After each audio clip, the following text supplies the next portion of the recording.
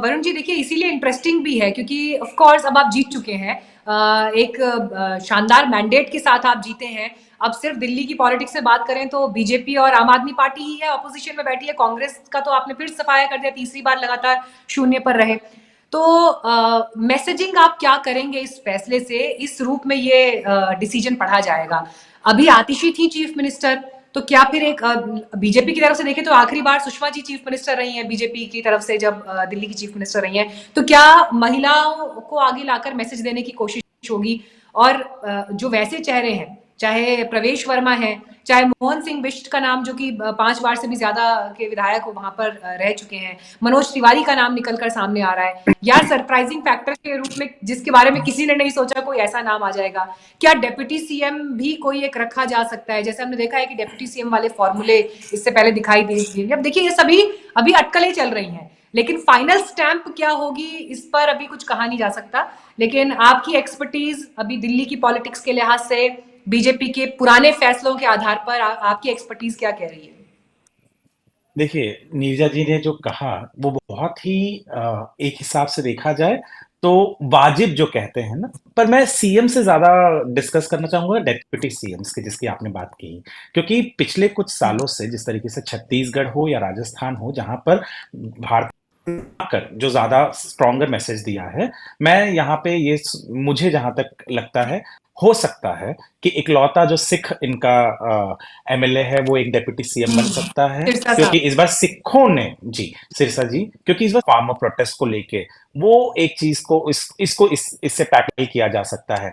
मैं नहीं जानता कि परवेज सिंह वर्मा बनेंगे या नहीं बनेंगे, ऑब्वियसली जायंट किलर रहे हैं वो, बट अगर आप बीजेपी या किसी भी पार्टी का इतिहास देखें तो जायंट किलर को हराने वाला व्यक्ति कभी, जब वो बहुत बड़े लीडर हुआ करते थे शिवसेना से, जब वो दूसरी पार्टी में गए, कांग्रेस में गए और हारे, तो जिन्होंने उनको हराया था उनको एक महत्वपूर्ण पोर्टफोलियो मिनिस्ट्री जाता है कि वो सांसद रह चुके हैं, साथ ही साथ एमएलए रह चुके हैं बहुत, उससे पहले उनके पिताजी भी बड़े कद्दावर नेता थे दिल्ली के।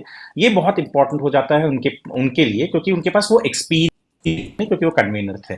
परवेज सिंह वर्मा एक्सपीरियंस के साथ है।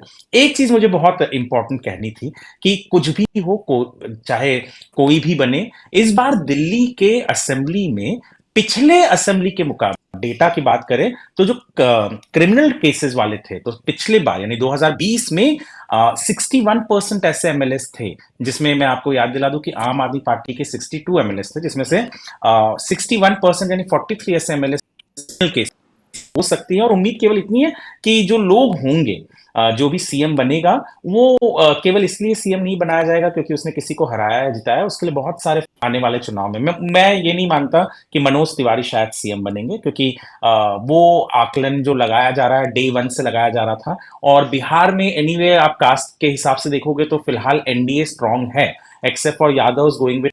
वरुण जी थोड़ा इशू शायद आपके ऑडियो में हो रहा है, एक बार क्रॉस चेक करते हैं फिर उसको करेक्ट करके फिर बात करते हैं। नीरजा मैम जी ये बताइए, मनजिंदर सिरसा के कितने स्ट्रॉन्ग चांसेस आप देख रही हैं? इफ आई हैव टू से 10 आउट ऑफ। मतलब देखिए इस समय नाम बहुत सारे आगे हैं। कहना कि भाई 30% चांस है, 50% चांस है, या 70% चांस है, अच्छा, ये और कौन कौन कहना। से नाम है फिर उन नामों की लिस्ट बता दीजिए, जैसे और कि कौन से नाम है जो चर्चा में चल रहे हैं? वीरेंद्र सचदेवा हैं, जिन्होंने पार्टी को हम्म। शेप किया है, जिनकी वजह से पार्टी जीती है। अगर देखिए ग्राउंड लेवल तक उनकी पकड़ रही है। विजेंद्र गुप्ता हैं जो 2 टर्म एलओपी रहे और आक्रमण किया आम आदमी पार्टी को असेंबली में, मतलब आड़े हाथ लेते रहे हैं, उनका नाम है। और शिखा, अगर महिलाओं को देखो तो शिखा रॉय का नाम है, रेखा गुप्ता का नाम है। नाम तो बहुत चल रहे हैं इस समय कि हर एक का अपना प्लस है, हर एक का अपना माइनस है।